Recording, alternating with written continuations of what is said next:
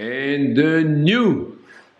Le nouveau champion incontestable de la catégorie Light Heavyweight est désormais Arthur Beterbiev. Il a battu Dimitri Bivol par décision majoritaire dans un combat très serré, très très bon techniquement. Ça allait dans les deux sens.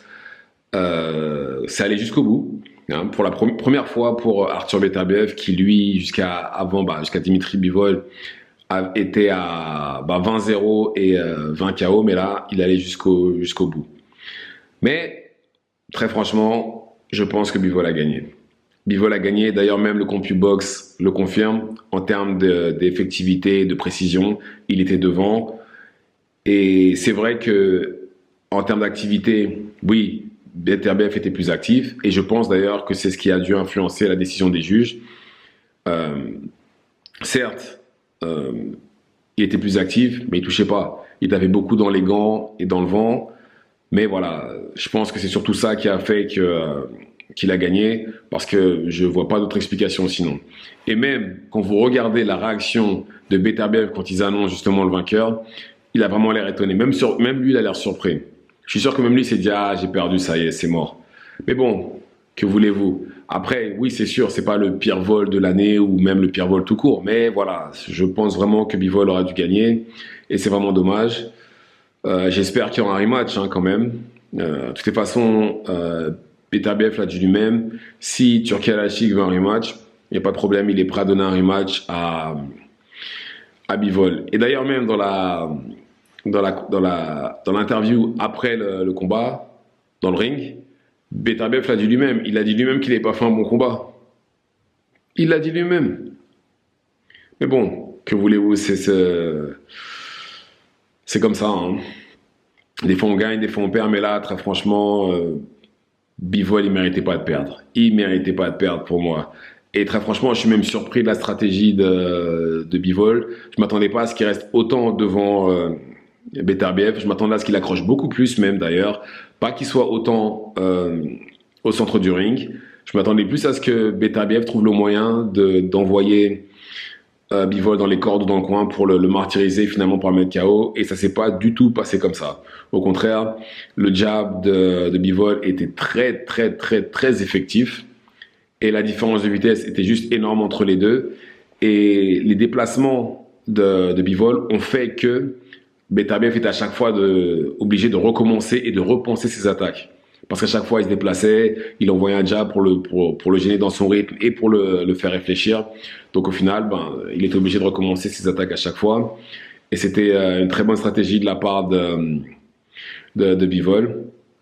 Beterbiev, je trouve qu'il a plus ou moins eu la même stratégie qu'il a d'habitude, c'est-à-dire mettre la pression. Par contre, c'est bizarre, il y a eu moins de coups au corps de la part de Bivol que ce que je m'attendais. Je m'attendais vraiment à ce qu'il envoie beaucoup de coups au corps comme il le fait en temps normal.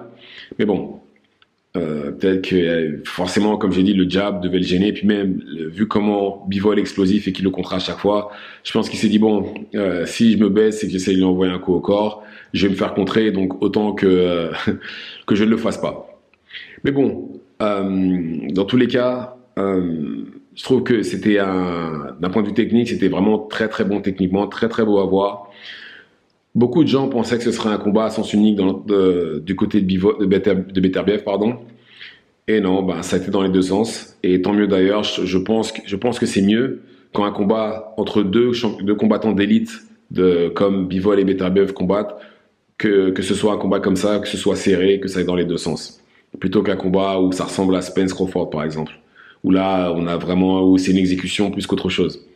Mais dans tous les cas, bravo à Beterbiev, et j'espère vraiment qu'il va lui donner un rematch. Et j'espère surtout qu'il va pas se blesser entre les deux et qu'on n'aura pas le rematch dans un an ou un truc comme ça. Bon, on sait déjà que Canelo va pas affronter Beterbiev, puisqu'il avait dit lui-même que lui, il était intéressé par affronter Bivol une deuxième fois s'il devenait champion incontestable. Par contre, Bivol, il n'a jamais évoqué son nom. Et de toutes les façons, Bivol, en interview cette semaine, il a dit qu'il n'était pas intéressé par un combat contre Canelo, parce que Canelo n'a pas de ceinture. Tout le monde n'est pas motivé par l'argent, la preuve. Et par contre, Bivol a montré des choses que, je vais pas dire que je ne savais pas, mais qui sont vraiment bonnes en fait. Comme par exemple, il est pas toujours autant explosif, mais là, il se trouvait plus explosif que d'habitude et ça pourrait donner des problèmes à absolument tout le monde. Et je suis désolé, Canelo, s'il combat cette version-là de Bivol, il perd une deuxième fois. Il perdra une deuxième fois, qui est ceinture ou pas, qui monte, ce sera pareil. Il perdra encore. Et même, j'ai peut-être même envie de dire, sûrement Benavides aussi, enfin, le vainqueur de Benavides Morel va suivre le même sort. Très franchement, c'est la meilleure version de Bivol que j'ai vue depuis que je regarde ces combats. La meilleure version. La meilleure. Et pour moi, il y a personne. Pour moi, il aurait dû gagner ce soir. Il aurait dû gagner. Je trouve pas ça juste que la victoire soit allée du côté de Beterbiev. Encore une fois, regardez son visage quand ils annoncent le verdict. Regardez son visage. Ça se voyait clairement qu'il s'est dit, oh, moi, j'ai gagné. On aurait limite dit la même réaction qu'André Ward a eu quand on lui a dit qu'il avait gagné contre Kovalev. C'était presque la même réaction. Quasiment la même.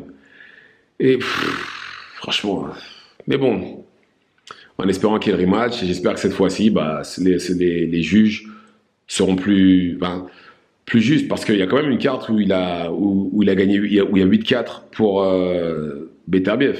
Je ne sais pas si vous vous rendez compte. À quel moment il y a 8-4? À quel moment? Non, c'est pas possible. 8-4, à quel moment? Mais non, c'est pas possible. 8-4. Enfin bref. Maintenant,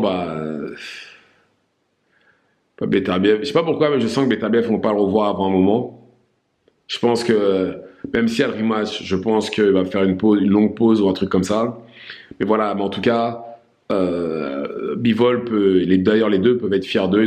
Ils ont livré un classique direct, un classique automatique, un des meilleurs combats de l'année. Et malgré la défaite, Bivol peut être fier de lui parce qu'il a quand même tout donné. Il a montré de très très belles choses. Et il a la victoire morale parce que quand vous regardez les commentaires sur n'importe quelle page ou ce que vous voulez, tout le monde dit qu'il a gagné. Tout le monde le dit. Mais bon, je trouve ça bizarre en fait que les juges scorent plus l'activité que l'effectivité. Ils tapaient dans les gants. Et après, je pense aussi, et c'est tout à fait normal, que les juges, vu qu'ils sont à l'intérieur de la salle et qu'ils entendaient des supporters, forcément ça doit sûrement influencer aussi leur décision. Mais bon, je trouve ça dommage. En tout cas, encore une fois, pour moi, Bivol aurait dû gagner. Il aurait dû avoir les 4 ceintures, mais bon. En espérant qu'il y ait un rematch.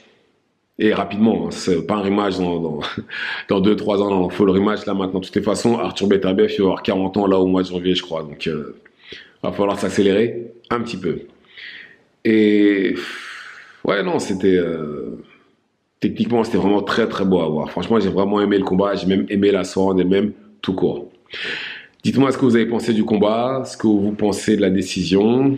Et c'est tout pour moi. Activez la cloche de façon à être tenu au courant quand je posterai de nouvelles vidéos. Ciao, ciao.